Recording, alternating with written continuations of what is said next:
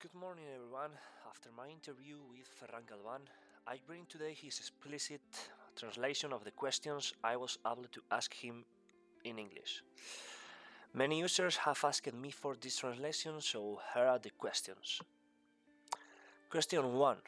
What was the basis of your project to create the globe that can be seen in Turbosquid? His answer. It was something personal. After having a solid catalog, I started to try to make different things. I always liked planets and I started making the solar system, and I noticed that my customers were buying it for the Earth. Then I was improving it until a point where I could not continue because of the limitations of the program. Over the years, I developed the new techniques to break those limits, and so I could make it as big and detailed as possible. My goal was to make the Earth that will allow you to get closer to the surface within a 3D program on the market. Question 2. How did you get started in 3D design? What do you do best in a biome? I started when I was 12 years old. My mother signed me up for a 50 hours 3D Max summer course, and then I couldn't stop. With 16 years, I was already an expert, and that's when I started to dedicate myself to it professionally. Now I'm 30 years old. I'm very good at fooling the eye to create very natural environments, how to distribute nature and what patterns to follow. Also the calibration of color and textures, and the level of detail that must have the 3D model so that everything has a perfect harmony. Question 3. Will it be possible to terraform the lands to put any type of resource? If you can't answer this question, what can you tell us about the essence? For the first one, his answer. Regarding terraforming, it is still too early to give you realistic details. And for that second part, unfortunately, I can give you an answer as it will be a spoiler. It's something we will announce soon. 4 question.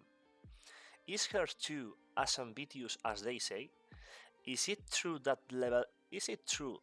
the level of detail is superior to Red Dead Redemption 2? His answer.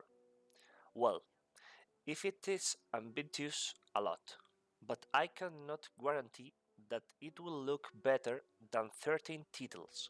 If it will have a very photorealistic aspect, but it's still too early to know the final result. But it takes for granted that it will have a quality above normal, especially considering the size of the map, which will be the whole world at real scale. Question 5. How will it be possible for all players to be in the same world playing simultaneously? His answer. This is not my area, but I imagine that they will be divided by geographic zones. But I'm sure we will invent some technology to be able to put the maximum number of players possible in the same point. But it's too early to give details.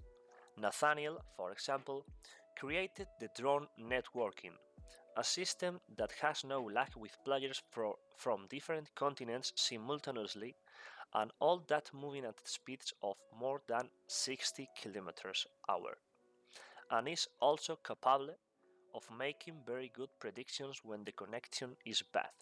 I've come to play with mobile data without problem. Question 6. As for teleportation, will it happen with loading screens?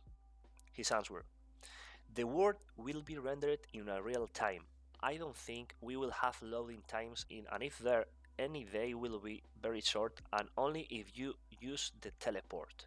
If you move around the globe playing, there will be no loading screen. Question 7. Will it be customizable, for example your clothes, in your avatar? His answer. Of course. I would like to be able to add skins to the purest Ready Player One, I hope the avatar customization will be very extensive. Question 8. After your experience with Nathaniel in drone, what aspects have you been able to pick up and capture in Earth 2? His answer. First, the design. It is important to say that I did almost all the design of the drone, and it is something that I take with me and I will capture in some way in the game. Not only in the environments, but in objects, cities, etc. And there will be multiple new styles because I want to avoid that everything feels the same in the entire globe. I want to vary a lot. Question 9.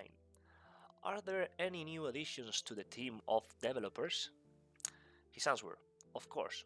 In fact, we're already processing new additions, and many more are to come. Unfortunately, the recent problems have made the main focus of our efforts focused on fixing them, but gradually we see the end and we can resume normal activity and focus on everything else. We expect to hire all kinds of people, especially for the development of the game. We will keep you informed. These are all the questions he answered to me. So I hope it has been helpful and I hope you leave me a like if you like it. So see you on the next video. Thank you.